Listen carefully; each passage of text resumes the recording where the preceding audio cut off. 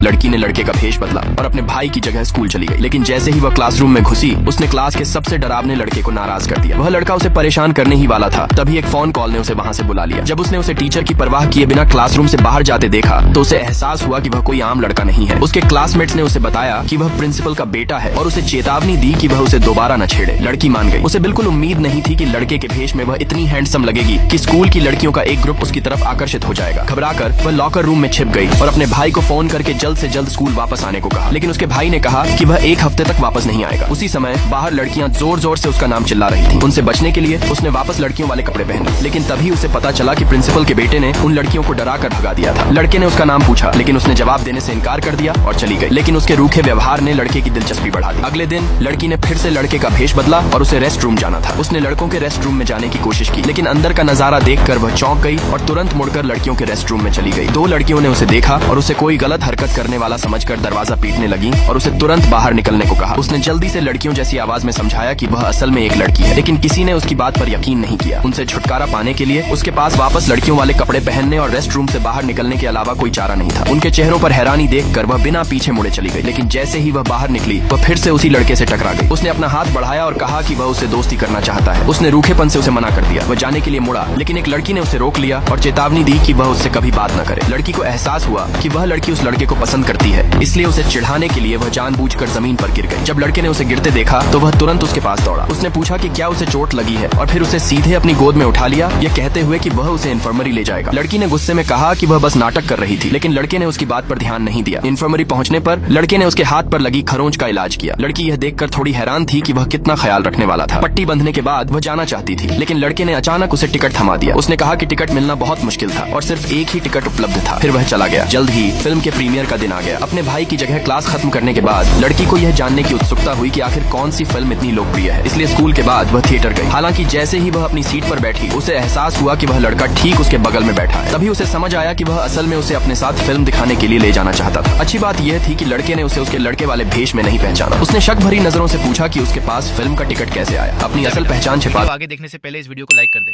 और चैनल को सब्सक्राइब कर ले।